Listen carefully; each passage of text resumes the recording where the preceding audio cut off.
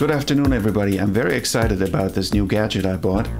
I found this on the B&H website, and it's a Schwinn bicycle pump to Fujifilm adapter. Now, this is not a cheap item, even though it looks like nothing. It cost me $3,860, which sounds like a lot, but wait till you hear what it does. You can use this to upgrade pretty much any Fujifilm camera or Fujinon lens to a similar model, but the next bigger step. So I just upgraded my X-T20 to an X-T2. I upgraded my Fujinon 18 to 55 millimeter f2.8 lens to the amazing 16 to 55 with the constant aperture, the f2.8 constant aperture, and it's pretty amazing. I mean, as soon as I've downloaded all my images from the X-T2, I'm going to upgrade to the X-T3, obviously. It's not guaranteed for the upcoming camera models, so it only works up to the recently announced new models. So it's unclear if you can upgrade the XH1 to the XH2 when that comes up. But if you do the math, it's an investment worth making. And we should always have the latest and the greatest, obviously, right?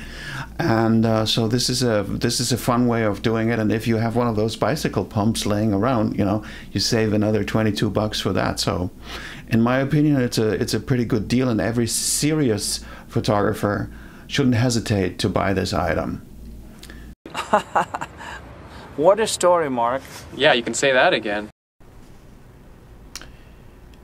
I've only started making videos about photography recently, and I think the reason is I'm basically talking to myself because it's on my mind all the time, and I think talking about it and trying to explain where you are is a good way of realizing where you stand and where you want to move.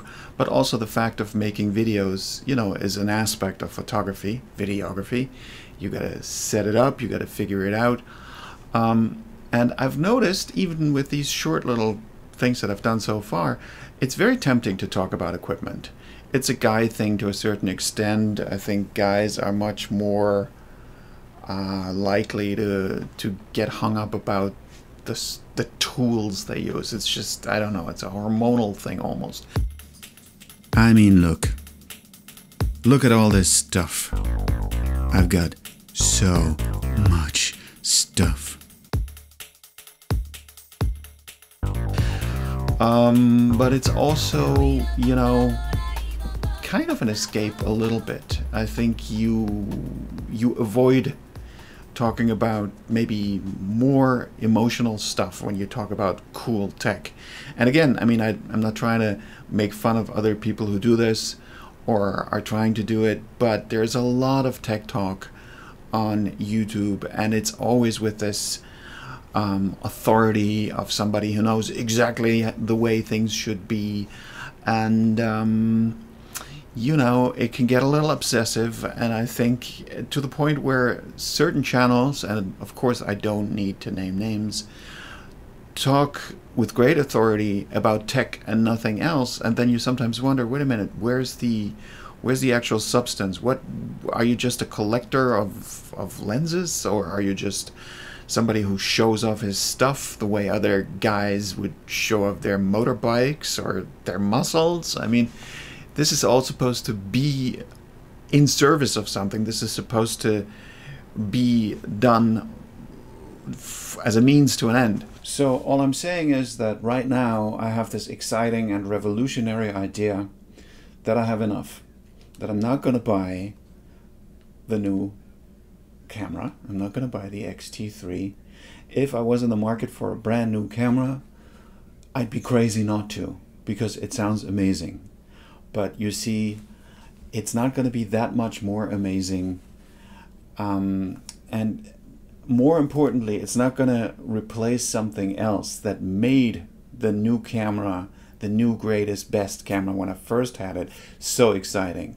That breakthrough, that quantum leap, I think I called it earlier, in quality and in abilities, and now it becomes about my abilities. It becomes about my skills, because what did excite me, beside the fact that I could see that this camera was giving me great new results I wasn't able to achieve before, was that I wasn't able to achieve those.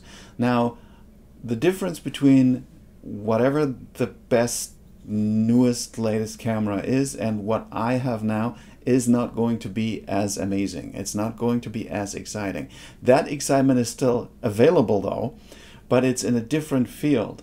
And I understand it's a business, it's a market, and I think I know a little bit about the music market too. It's a similar situation where I think a lot of these manufacturers wouldn't survive if it was only for pros. I mean, you know, Stevie Ray Vaughan had like 3 guitars and he played them to death, and they are now sought after museum pieces.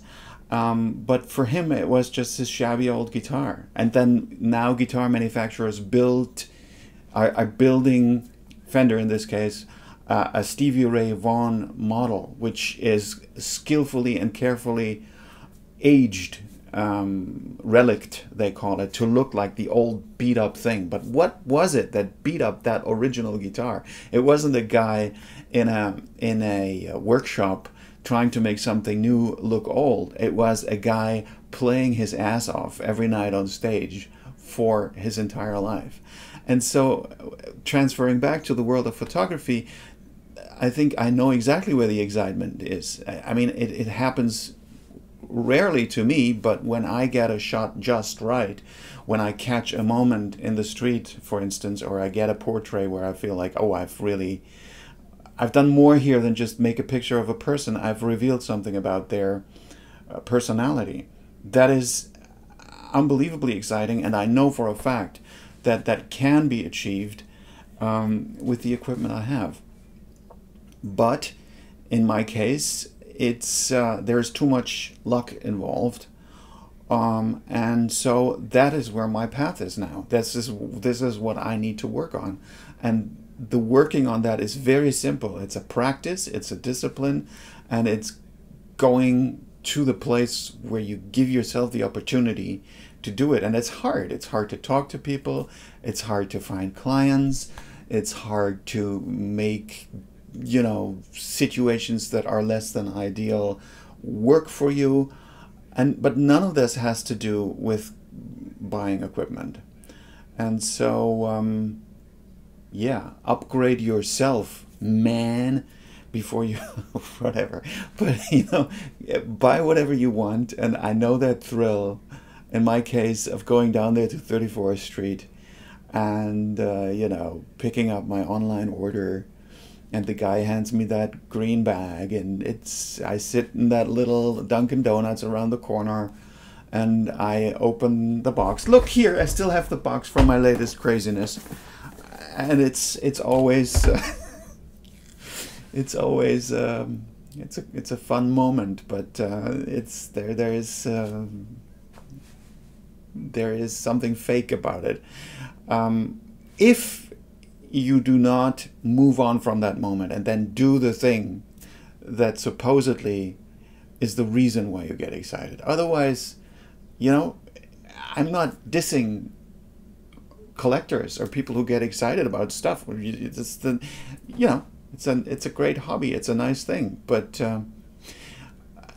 just one last thought, going back to YouTube. I mean, I think as a YouTube consumer, and as somebody who's trying to figure out, you know, what I could contribute, maybe, I'm frustrated by all these videos. I mean, I'm frustrated by the, like, when you open your feed and it's based on what you've been watching in the past, and all you see is like, why I switched from Nikon to Sony, why I switched from Canon to Fuji, why I switched from Fuji back to Sony, it was inevitable, it was blah blah blah blah, and it's all guys talk about the tools of your trade, you know, but please talk about the actual trade as well, and talk about what your you know, your quest is, what your search is, what you're interested in visually, what you're trying to achieve with this stuff.